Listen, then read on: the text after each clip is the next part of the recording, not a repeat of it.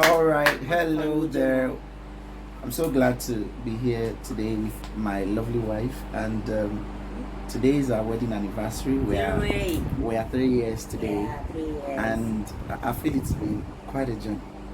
Is that true? Yes. All right. So what we want to do very quickly is to just share a few lessons we've learned in these 3 years. All right. So maybe three lessons each, and then we'll just talk about a few things and allow some of our friends in the studio to ask one or two questions, and then that would be good. So, firstly, I would like to ask my wife a question, and then she would also share her three lessons. What has marriage been like for you in these 3 years, in summary? Well, marriage has been sweet. Okay, basically, I would say that the first year was a journey. The first year was a journey. But truth be told, the 3 years has been amazing so far. God has been faithful, and for me personally, I've been enjoying God in this marriage. So, marriage has been sweet. Yeah, there are challenges here and there, but somehow it has been fun. Okay, that's great. So let me say the first thing I learned practically when we got married, especially the first year. The first lesson I learned that dawned on me was concerning communication. I am an extrovert, but I can also be an introvert. I can be on my own for as long as I like, and I can also want to see everybody. When maybe an issue happens, we've never really had a fight. We've not. But if there are misunderstandings in our first year of marriage, I didn't really know how to handle misunderstandings. And so maybe because she's my wife, she's not like somebody I know around. It was, number one, difficult for me to just confront. There are two ways I approach issues. Number one, I can immediately respond to the person, this is not good, it hurts me, and then we settle. Or retrieve, just go into my shell and withdraw. In our marriage the first year, I think the mistake I made was that once she does something that just makes me feel bad, I'll just withdraw. And I will be quiet as though the silence came from. Yeah, so that's a very big lesson. And sometimes we learn things theoretically and we don't appreciate them until we really need them. So that's the first lesson, communication. I think we started getting better later, but let's hear from her. So, Well, I think that's the first lesson actually, communication. Yeah, because like I said, the first year was a journey because we had to learn so many things, getting to get to know each other, getting along, and really, really, communication is very powerful in relationship, in any form of relationship, not just marital. No. Communication is very powerful because you may think you know what the person is thinking or what the person is feels about the situation, but the truth is the person might not even be thinking what you are thinking, and you are going to definitely react to the person based on what you are thinking. yeah. And so if you come with that reaction, and sometimes it's really tone that tone of things and be like, what exactly is happening? But when we talk things out, when you talk about it, get to hear your opinion about it, get to know my opinion about it, make things very beautiful and very easy. So I think that was the first lesson we had to learn, communication. And I really remember that while we were courting, that was one of the things I was really fighting for, but I didn't know how to communicate it.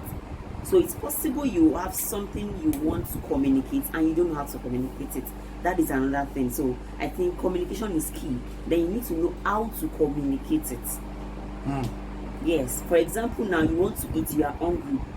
You are just looking moody, you are looking sad.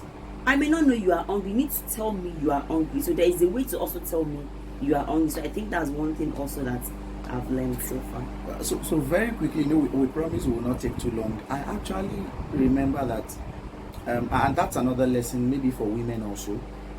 If you must not always think that one way will solve a marital issue, especially on the matter of communication.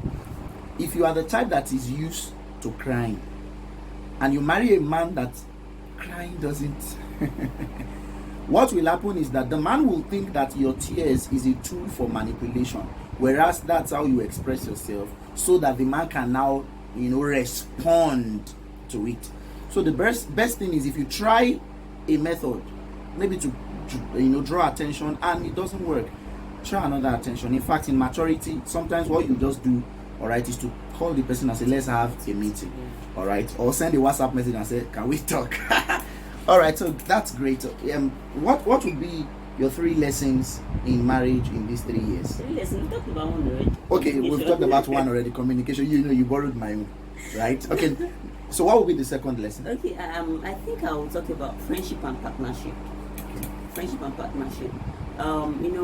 When you enter marriage, you are I don't want to use the word you are a new person, but I want to say that when you enter marriage, you have become one.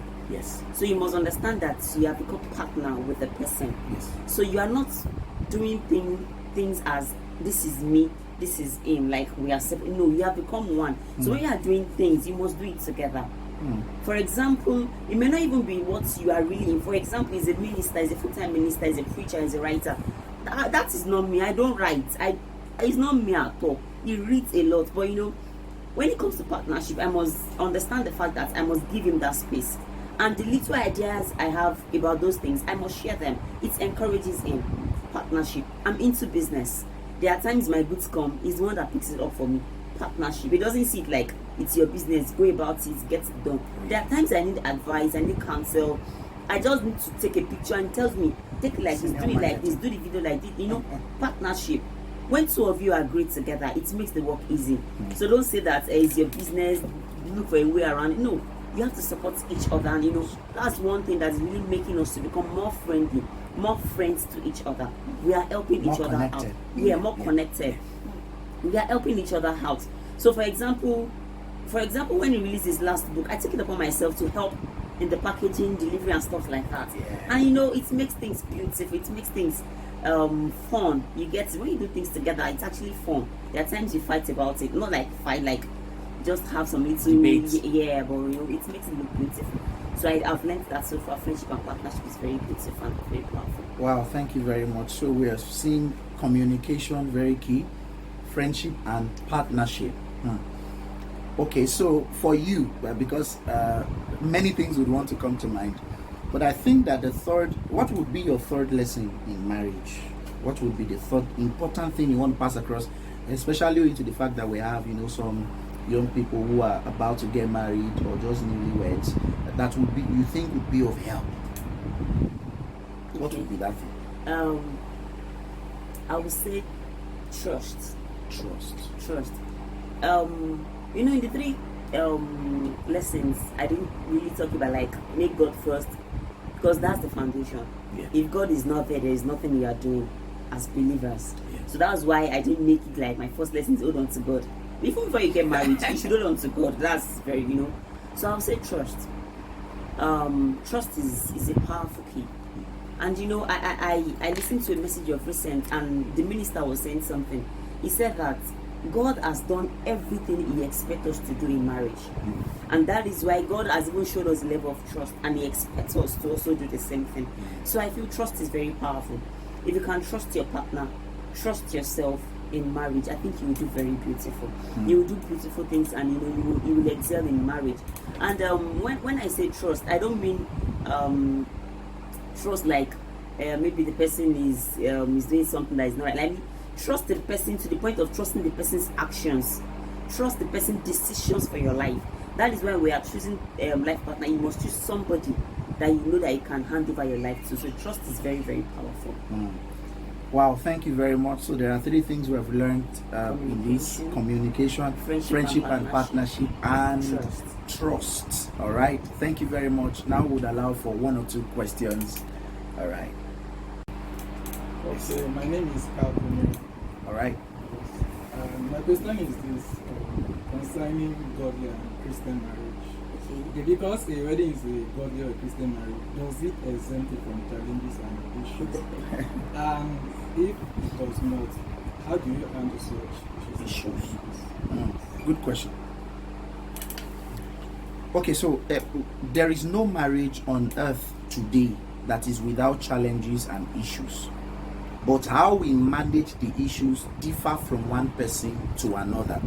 Sometimes the level of exposure, the background, how the person's parents managed themselves while the person was growing up, what the person picked up from his or her mentors, books, and other things. So your level of knowledge, understanding, maturity, background is going to play much role in how you handle your own unique challenges. Not all marital challenges are the same. And because the challenges are unique, the persons in each marriage are unique, and they must find a way by wisdom, all right, and practical sense to solve their problems. Christianity does not immune you from challenges, whether in marriage or anywhere. We are all human beings, and all of us are work in progress. You know, John Ortberg wrote a book. He said everybody is normal until you get to know them, including you and I. All right. You want to say something very quickly? No. I think that's great. Yeah. All right, thank you. Second question. All right, my name is Ogushade Akorede. Louder, please. All right, my name is Ogushade Akorede Rebecca. Okay, I would like to direct this question to the pastor's wife. All right, I know you are married to a pastor, and I would not say you don't have challenges or not. Yeah. I just want to ask, how do you deal with being a pastor's wife? Like dealing with members, mentees that are female, and they want to try to, and how do you try to deal with probably members that are not respectful to your husband, members that do not show commitment, and at times even when your husband is complaining and the likes, how do you deal with them? And what advice can you give to an intending pastor's wife? All right, let's go. Like she's an intending pastor's wife. Okay. When it comes to issues like that, I think the first thing is this: as a minister's wife, be prepared ahead of time. I knew I was going to be minister's wife even before I met him. So that's the first thing. Be prepared ahead of time. Even if you did get to know like many years before, the moment you get to know, start to prepare. Because this thing, you need emotional strength. I'm somebody, I don't want to use the word I take shit, but I don't take shit actually. I can't stand you disrespecting my husband. Yeah. From my reaction, you will know it. I don't like it. And immediately I tell my husband, is either you reduce your relationship with that person, or you look for a way to tell the person that I don't like it. That's me for you. I can't stand it. And you know, when it comes to female mentees, one thing I do is this: I trust my husband. And I've mentioned it, I trust my husband. And I know that he can't do some things. Not because he's not a man. I know he cannot do it. He has Not because there's no conji. He has the Spirit of God. You understand? And you know, we have talked some things over. We have talked some things over. So I know there are some things that he will not do. And so because of that, when female mentees come around, I see them as sisters. But when I see that you want to really get so much attention than deserved, I begin to hurt you. I begin to give you boundaries, which is very normal. So as a minister's wife, you have to secure your husband. Don't expose him to unhealthy relationships. Naturally, pastors want to be friendly. They want to, associate with people. They want to be homely, but still you have to make sure you put some things in place. I think we are going to have maybe a teaching on that separately. We have to put some things in place. All right. Okay, thank you very much. Are we good with the answers? Is that helpful? All right, thank you very much. I want to appreciate you for making time to see our videos. I want you to know that this is actually a ministry that is committed to reaching the lost and equipping the saints in order to do the work of the ministry. All right, so do well to like the video, leave your comments. If there are more questions, we can make time to answer later. All right, subscribe, like, share with friends, and just be blessed. Have a good time, and God bless you. Thank you. God bless you. All right.